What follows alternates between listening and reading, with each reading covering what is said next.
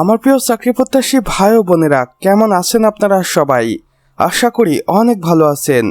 দেখুন আমার প্রিয় ভাই ও বোনেরা, গণপ্রজাতন্ত্রী বাংলাদেশ সরকার কর্তৃক প্রতিষ্ঠান সমাজসেবা অধিদপ্তর E8B1 আগারগাঁও শেরেবাংলা নগর ঢাকা 1207 হইতে এই নিয়োগ বিজ্ঞপ্তিটি প্রকাশিত হয়েছে এবং এখানে কর্তৃপক্ষের একটি অফিসিয়াল ওয়েবসাইটও রয়েছে। আপনারা চাইলে এই অফিসিয়াল ওয়েবসাইটের মাধ্যমে সরাসরি যোগাযোগ করতে পারেন।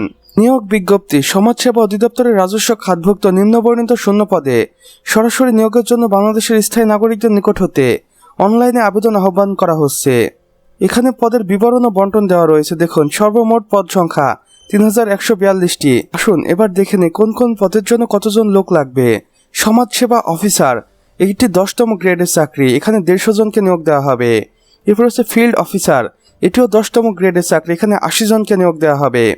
এরপর হচ্ছে কারিগরি শিক্ষক বা পদেও শিক্ষক, এখানে সর্বমোট 120 জনকে নিয়োগ দেওয়া হবে, এটি 14তম গ্রেডের চাকরি।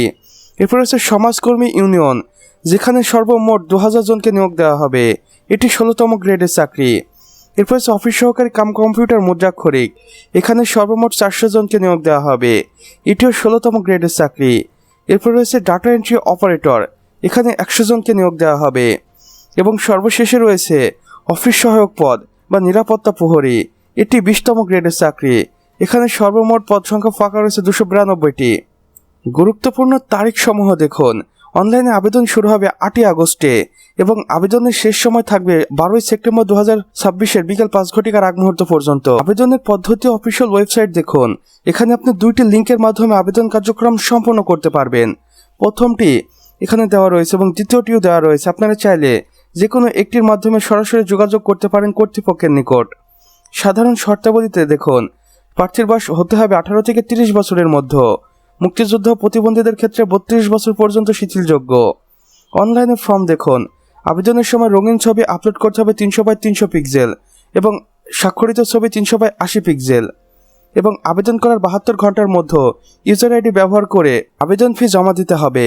বিশেষ দ্রষ্টব্যে কর্তৃপক্ষ আরও বলেছেন, নির্ধারিত নিয়মাবলী, ক্যাটাগরি ভিত্তিক পদ বন্টন এবং ফি প্রদানের সঠিক নির্দেশনা জানতে সমাজসেবা অধিদপ্তরের অফিসিয়াল ওয়েবসাইট এবং মূল বিজ্ঞপ্তিটি ডাউনলোড করে মনোযোগ দিয়ে পড়ে নিন।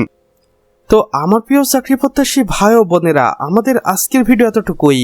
ভিডিওটি যদি বিন্দুমাত্র ভালো লেগে থাকে তাহলে অবশ্যই ভিডিওটিতে একটি লাইক করে দিবেন এবং কমেন্ট বক্সে লিখে জানাবেন আমাদের আজকের ভিডিওটি আপনি বাংলাদেশের কোন জেলা থেকে দেখছেন। সে সাথে অন্যান্য বন্ধুবান্ধবদের সাথেও শেয়ার করতে ভুলবেন না, যেন তারাও কোনো না কোনোভাবে উপকৃত হতে পারে। আর চ্যানেলে যদি একান্তই নতুন দর্শক হয়ে থাকেন তাহলে অবশ্যই আমাদের চ্যানেলটি সাবস্ক্রাইব করে পাশে বেল আইকনে ক্লিক করে দিন, যেন আমাদের নতুন ভিডিও নোটিফিকেশন কোনোভাবেই আপনার মিস না হয়ে যায়। কেননা এখানে আমরা প্রতিদিন নতুন নতুন নিয়োগ বিজ্ঞপ্তি সম্পর্কে ভিডিও আপলোড করে থাকি, যা আপনারা অন্য কোথাও পাবেন না।